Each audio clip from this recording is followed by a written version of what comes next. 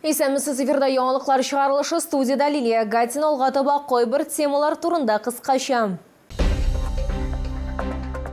Яңгырлар дәвам итә Чаллы халкы шәһәрдә проблемалы участоклар турында хәбәр итә. Алар кайда?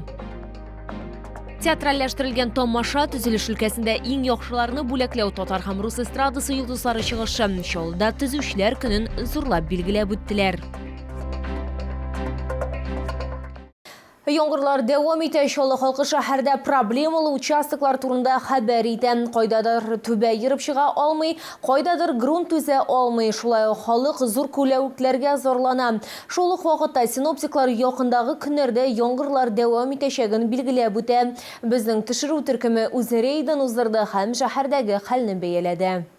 23:10 йорты каршында җир ишелгән, аның белән бергә бетон блоклар да егылган. Чаллылылар сүзләренчә янәшәдән балалар йөри, алар бу урынны күрмичә җәрәхәт алырга мөмкин. Бу җәяүлеләр һәм автомобильчеләр өчен бердән-бер юл, башка юл юк. Хәзер биредә үтү кыен гына түгел, машинаны да калдырып булмый, ди чаллылылар. Везде, в принципе, парковать неудобно, потому что у нас все перерыто, единственное место было. И как бы спуск, вот дети в школу идут, и получается вот все размыло. И все развалилось. 49:02 йорты янында да шундый проблема барлыкка килгән. Юл җимерелгән һәм зур чокыр барлыкка килгән. Юлны тулысынча япканнар, хәзер җәяүлеләр дә, машиналар да биредән куркынычсыз гына үтә алмый. Опасно. И как смотрели эти строители, да? Как они видели это? Непонятно. Я вот, если бы я провалилась бы, умерла бы. Вот в пятницу я увидела, когда это было страшно. Люди на машине едут, проваливаются, что будет? Может, в Казани показывают, троллейбус провалился. Но тут вроде бетонные у них основания есть, как подмыло тут. Но сейчас больше стало, было меньше. Начар һава торышы нәтиҗәләре белән чаллылар җир асты кишүләрендә дә очрашкан. Медгородок тукталышындагы кишүдә стенадан су елга булып ага.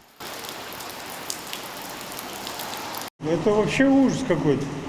Там текут стены, я вам смотрю, да, это что-то невероятное. Сделали современный вроде переход, и вот такая вещь. Как может быть приятно? Подземка в таком состоянии, с крыши течет, соответственно, люди проходят, все видят, вот, требует ремонта, потому что во время того, когда сильный дождь, соответственно, люди все мокрые, у кого зонта нету, попадают под дождь. Медгородок тукталышындагы җир асты кишүендә герметизация бозулу күзәтелә. Автомобиль юллары предприятиесендә проблема хакында беләләр. Безгә хәбәр итүләренчә, юлчылар проблемаларны бетерү буенча эшләрне дәвамый башкара. Әлеге җир асты кишүендә герметизация эшләре дә кертелгән, ремонт планлаштырыла. Хәзерге вакытта аны башкару өчен финанс мәсьәләсен хәл итү буенча эшләр алып барыла. 23нче комплекста шулай ук ремонт эшләре планлаштырыла. Территория тотып алынган. Олина Сулейманова, Тимур Сафронов, яңалыклар.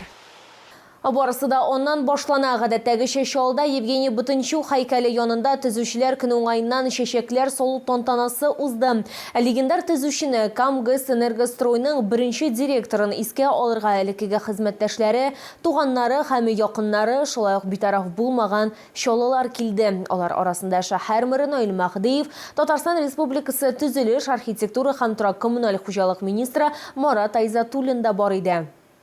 Яңгырлы һава торышы беренче төзүчене искә алу өчен киртә булмады. Бу көнне Евгений Бутынчук һәйкәленә чәчәкләр салырга теләүчеләр аз булмады. Евгений Никанорович Чаллыга бай тәҗрибә белән күченә. 25 ел ул КамГЭС Энергостройны җитәкләгән. Хезмәттәшләре хәтерендә кырыс, әмма гадел җитәкче һәм яхшы дус булып калган. Что значит возложить цветы к памятнику Евгения Никоноровича? Это значит почтить всех строителей, которые ушли в мир иной, которые сегодня строят и которые будут строить. Это самое важное для меня. Традиция надо соблюдать. Бүгенге бәйрәм шәһәр төзелеше тарихының данлы битләрен искә төшерү генә түгел, ә беренче төзүчеләр эшен дәвам итүчеләргә хөрмәт күрсәтү өчен дә сәбәп. Строительство – это моя жизнь, можно так сказать. Я этим горжусь. В 1976 году, как молодой специалист, приехал, до сих пор живу, хожу. Сколько лет уже? 55 лет стажа имею. До сих пор продолжаю работать. Евгений Никанорович 1999 елда вафат була. Лилия Гатина, Сергей Вильданов, яңалыклар. Театральләштерелгән тамаша төзелеш өлкәсендә иң яхшыларны бүләкләү татар һәм рус эстрадасы йолдызлары чыгышы. Яршалыда төзүчеләр көнен зурлап билгеләп үттеләр. Татарстан Республикасы төзелеш архитектура һәм торак коммуналь хуҗалык министры Марат Айзатуллин, шулай ук Россиянең баш дәүләт экспертизасы башлыгы Игорь Манылов бәйрәмнең мәртәбәле кунаклары булды. Бәйрәмнең якты кадрлары безнең төшерү объективына да эләкте. Мы гордимся новыми строительными объектами в нашем городе.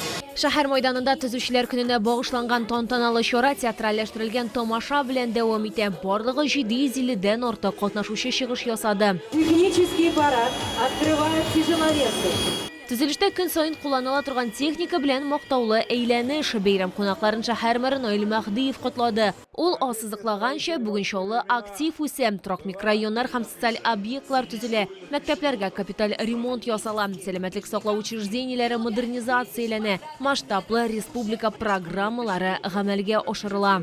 Все, что возведено руками челнинских строителей, от жилых домов и школ до производства культурных объектов, служат челнинцам сегодня. Без нашего участия не обходится реализация масштабных инфраструктурных проектов и запуск новых промышленных производств. Увеличивается количество благоустроенных общественных пространств, обновление дворов. Наши строители сегодня оказывают всестороннюю помощь в восстановлении новых территорий России, принимают активное участие в обеспечении социальной стабильности и улучшении качества жизни населения. Россия Федерациясы төзелеш министрлыгының җылы сүзләрен чаллы халкына Игорь Манылов җиткерде. Россиянең баш дәүләт экспертизасы башлыгы Татарстан төзелеш экспертлары командасына югары бәя бирде. Тулайым алганда республиканың төзелеш комплексы тармакта алдынгы урыннарны алып тора дип билгеләп үтте ул. Хочу пожелать вам, чтобы у татарстанских строителей не закружилась голова от успехов. Еще есть к чему стремиться. Есть большие серьезные задачи и республиканского, и федерального уровня. Надеюсь, что ваш вклад будет существенным, и вы добьетесь больших успехов в будущем. Төзелеш өлкәсендә иң яхшы хезмәткәрләрне дипломнар һәм медальләр белән билгеләп үттеләр. Инде кич белән шоуларны һәм шәһәр кунакларын шәһәрнең иҗат коллективларыннан, шулай ук татар һәм рус эстрадасы йолдызларынан концерт программасы көтә иде. Төзүчеләр көненең хедлайнеры Юлиана Караулова булды. Бәйрәм салют белән тәмамланды. Лилия Гатина, Тимур Сафронов, Яңалыклар.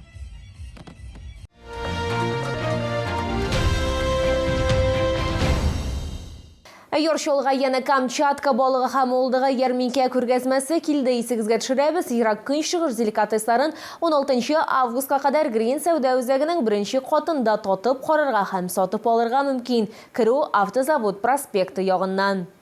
Күптән көтелгән Камчатка балыгы һәм улдыгы сатып алучыларны янәдән ерак көнчыгышның күп төрле деликатеслары белән сөендерә. Оз тозлы затлы балыкның 35тән артык төре, кайнар һәм салкын ысул белән ысланган. Мойлы балык, тунец, палтус, Сулейман балыгы. Хит продаж, конечно же, королевский лосось. Изумительная рыбка, нежная, малосольная. Она богата витаминами, микроэлементами. Буквально 1-2 бутербродика энергии хватит на целый день. Шикарная рыба. Смотрите, как она лоснится. Это натуральный рыбий жир. Омега-3, омега-6.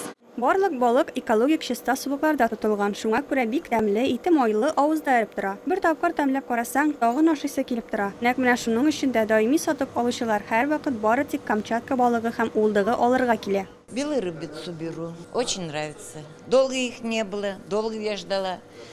Вот наконец-то дождалась. Купила королевскую чавычу, очень вкусная. Как приезжать, всегда покупаю. Я всегда покупаю чавычу. Мне она очень нравится. И я каждый раз, когда они приезжают, понемножку беру, чтобы каждый раз свежую кушать. Купил лосось королевский на день рождения на стол, чтобы гостей угостить. Кунакларны һәм үзеңне чын кызыл улдык белән дә сыйларга була. Оз тозлы, сыйфатлы, эре бөртекле. Камчатка балыгы һәм улдыгы ярминкәсендә һәркем үзенә кирәкле продукцияны таба ала. Сезне 16 августка кадәр Грин сәүдә үзәге 1нче катта көтәләр.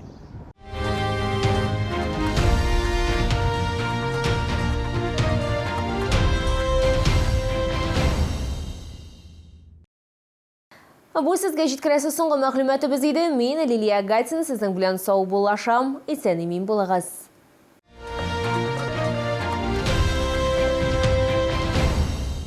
Рекламная компания iMedia уже более 12 лет успешно работает на рынке рекламных услуг. Запустим рекламу в лифтах и подъездах жилых домов города. Индор-реклама на стендах в лифтах и подъездах – это гарантированный контакт, близость к потребителю и широкий охват аудитории. Заяви о своей компании. Звони 45 1902. Челны, встречай! Свежий улов прямо с Камчатки. Долгожданная чавыча, красная икра, масляная. Все от производителя. С 11 по 16 августа. ТЦ Грин, остановка Глобус.